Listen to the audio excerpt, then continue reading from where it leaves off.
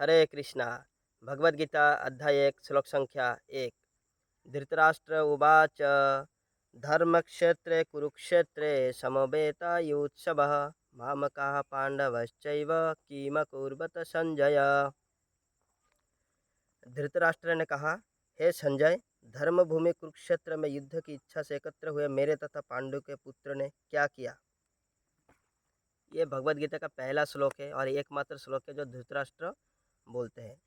धृतराष्ट्र उवाच, या उवाच मतलब धृतराष्ट्र द्वारा कहा गया, उनके द्वारा ये सब उच्चारण किए गए।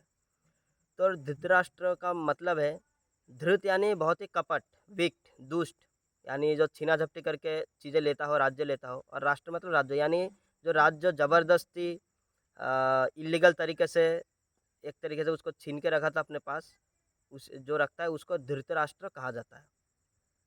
और साथ ही साथ इसमें 2-4 ये जो पहला श्लोक है, इसमें 2-4 ऐसे शब्द हैं जिसका मतलब बहुत गहरा है। पहला धर्मक्षेत्र। धर्मक्षेत्र का मतलब होता है धर्म का क्षेत्र, यानी वो जो एरिया है, क्षेत्र मतलब एरिया, तो वो जो एरिया है वो धर्म का है, यानी किसी और का वहाँ पे चलेगा नहीं, हमेशा धर्म की जय होगा। जैसे हम देखते हैं जो अपना एरिया होता है ना, वहाँ पे हमारा एक अलग ही रुआब होता है। अपने एरिया में हम डॉन होते हैं, हर कोई अपने एरिया में डॉन होता है। इसी तरह यहाँ पे धर्म डॉन है। वैसे धर्म का हर जगह डॉन होना चाहिए, लेकिन यहाँ पे खास करके धर्म डॉन ही है। कई जगह अधर्म भी डॉन बन जाता है दबाव में आके, लेकिन यहाँ पे जो है, यहाँ पे कभी अधर्म जय डॉन नहीं बन सकता। यहाँ पे धर्म हमेशा से डॉन है। जैसे आप देखेंगे, पानी है, पानी में सिर्फ वही जीव रहेंगे जो पानी पानी से रिलेटेड है, जिनका पानी, जिनके लिए क्षेत्र है। जैसे कमल हो गया, जीवों में मछली हो गया, बहुत सारे ऐसे कीड़े मकोड़े जो पानी में रहते हैं, उनको वहाँ पे मतलब कुछ अलग से लगाना नहीं पड़ता, अपने आप होते हैं। यानी जो पानी में होने वाला चीज़ है वो पानी में अपने आप होते हैं, जो स्थल भूमि में होने वाली चीज़ है वो स्थल भूमि में अपने आप होते हैं। इसी तरह जो धर्म क्षेत्र, वहाँ पे धर्म भी अपने आप ही होगा, है ना। जो लड़ाई होगा, जो अर्जुन मोहग्रस्त हो जाएंगे, लड़ाई करने के लिए मना कर देंगे, फिर लड़ाई बाद में करेंगे कृष्ण का ज्ञान देने के बाद, ये सब निमित्त मात्र है। वहाँ पे धर्म हमेशा से अपने आप ही प्रफुल्लित होगा, अपने आप वहाँ पे धर्म प्रकट होगा, जो भगवान की इच्छा से। इसीलिए इसको धर्म क्षेत्र कहा जाता है, जहाँ पे हमेशा धर्म की जय हो। दूसरा है, ये कुरुक्षेत्र को क्यों चुना गया, इस आपका जो महाभारत का युद्ध है उसके लिए कुरुक्षेत्र को क्यों चुना गया।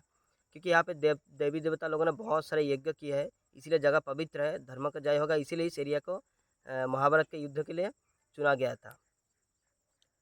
और यहाँ पे धृतराष्ट्र कहते हैं माम कहा।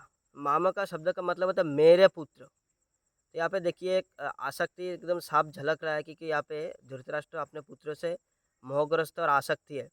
जैसे कई बार हम भी ऐसे बोल देते हैं, नॉर्मल पब्लिक भी बोलते हैं कि ये मेरा घर है, ये तेरा घर है, ये मेरा है। यानी जो मेरा मेरा सबसे आसक्ति झलकता है, एक तरीके से मोहग्रस्त है धृतराष्ट्र, इसीलिए बोले मेरे पुत्र। जबकि जो पांडव थे उनके भी पिताजी नहीं थे, वो भी इनके पास ही बड़े हुए हैं साथ में ही, तो फिर ये आप इनके पुत्रों को पांडु बोल दिया, मतलब अलग कर दिया। जबकि इन्होंने पाल पोस के बड़ा किया, तो फिर अलग क्यों कर दिया अभी, क्योंकि अभी बात आया है बंटवारा देने का। कई बार देखा जाता है जो नॉर्मल सोसाइटी में देखा जाता है, कोई अगर किसी बच्चे का अगर माँ या बाप मर जाए, तो फिर या तो उसके मम्मी या तो पापा, पिताजी अगर दोबारा शादी कर ले, तो क्या होता है, जैसे मान लीजिए किसी का माँ मर गई, किसी छोटे बच्चे की, तो उसके पिताजी ने दोबारा शादी किया, तो एक नई माँ आती है। लेकिन वो जब बच्चा होता है, वो छोटा होता है, जो पहले जो वाइफ से जो बच्चे होते हैं छोटे होते हैं, उस समय बहुत प्यार मिलता है। जैसे जैसे धीरे धीरे बड़ा होता है, उसमें प्यार घटता जाता है। और जैसे ज़मीन जायदाद पे हिस्सा लेने की बात आती है, तब वो जो सौतेली माँ आती है, उनके मन में आता है, अरे ये तो मेरे भी बच्चे हो गए, मेरे खुद के भी बच्चे हो गए, अब ये सौतन का बच्चा है, इसको भी ज़मीन देना पड़ेगा। इसीलिए उनके मन में उनके लिए एक तरीके से देश पैदा हो जाता है। बचपन से पाल पोस के बड़ा किया, लेकिन जैसे ज़मीन जायदाद का हिस्से की बात आया, तो उनके मन में देश पैदा होता है। इसी तरह धृतराष्ट्र के मन में भी ऐसा था, उन्होंने भले ही बचपन से पाल पोस के बड़ा किया है, हालांकि कई बार मारने का कोशिश किया गया है, लेकिन फिर भी यहाँ पे बिल्कुल झलकता है कि जब भी इनको राज्य या गाँव देने की बात है, बंटवारा करने की बात है, तो अब ये सब पांडु के पुत्र हो गए। इससे पहले उन्होंने पाल पोस के बड़ा किया, चाहे तो पहले भी कैसे भी मार सकते थे, लेकिन तब उन्होंने ऐसा कोशिश नहीं किया। भले ही दुर्योधन ने कोशिश किया बाद में, लेकिन बचपन से कोशिश नहीं किया।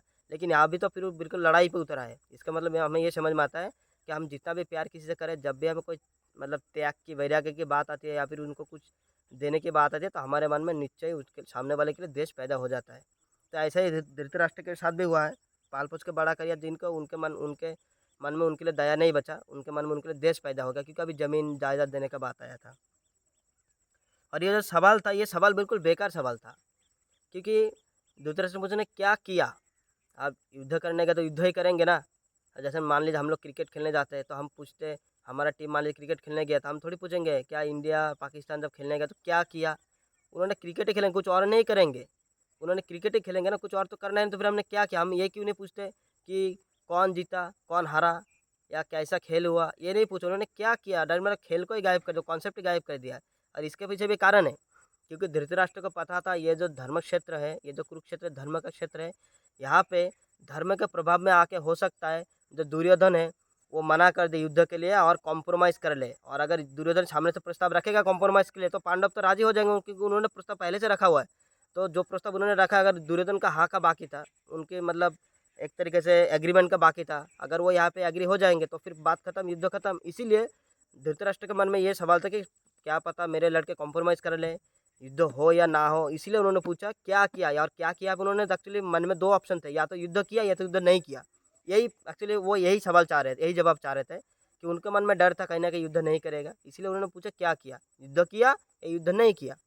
तो ये इससे साफ झलकता है कि धृतराष्ट्र के मन में बहुत डर था या उनके मन में संदेह था कि उनके पुत्र यहाँ पे कॉम्प्रोमाइज़ कर लेंगे।